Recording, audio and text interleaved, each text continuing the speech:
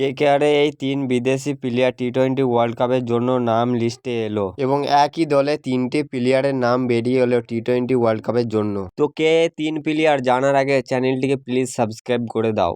তো ইতিমধ্যে টি-20 ওয়ার্ল্ড কাপের জন্য নিউজিল্যান্ডের কিন্তু লিস্ট বেরিয়ে চলেছে। এইখানে কিন্তু কেকেআরের 3 বিদেশি প্লেয়ারের নাম আছে এই নিউজিল্যান্ডের স্কোয়াডে। তো এই 3 প্লেয়ার হলো রাচিন রবীন্দ্রা, ফিন অ্যালেন এবং টিম শিপার্ড। এই 3 প্লেয়ার কিন্তু নিউজিল্যান্ডের স্কোয়াডে জায়গা পেয়েছে। তো Finn Allen as a opener batsman এবং টিম শিপার্ড হচ্ছে উইকেট কিপার ব্যাটসম্যান এবং রাচিন রবীন্দ্রা সেও কিন্তু ওপেনার ব্যাটসম্যান।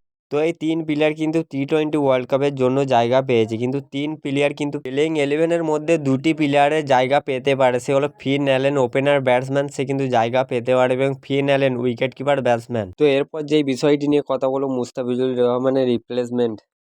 তো বলার হিসেবে রিপ্লেসমেন্টে তো বলার অনেকই আছে, তারা কিন্তু আনসোল, তাদের পারফরমেন্স অনেকটা খারাপ হতে পারে। তো ইংল্যান্ডের জস্টন এই প্লেয়ারটি এখন কিন্তু রিসেন্ট ফর্ম দারুণ, একে নিলে কিন্তু কলকাতার পক্ষে একটু কাজ হয়ে যাবে মুস্তাফিজুর রহমানের রিপ্লেসমেন্টটা। অস্ট্রেলিয়া ভার্সেস ইংল্যান্ডের যে টেস্ট খেলাটি হয়েছিল সেখানে কিন্তু দারুণ পারফরমেন্স করছিল জস্টন। তো কেকেআর একটু যদি ধৈর্য ধরে তাহলে কিন্তু ভালো হবে, কারণ সামনে কিন্তু টি-20 ওয়ার্ল্ড কাপ আছে, ওইখানে কিন্তু অনেকই বলার যেমন আনসোল্ড আছে, তাদের পারফরমেন্স দেখে কিন্তু কেকেআর পিক করে তাহলে অনেকটা ভালো হবে। তো কেকেআরকে কিন্তু একটু ধৈর্য রেখে এই রিপ্লেসমেন্টই করা দরকার। আজকের জন্য এতটুকুই আপডেট রইলেও নেক্সট কোনো আপডেট থাকলে নিশ্চয়ই নিয়ে আসবো।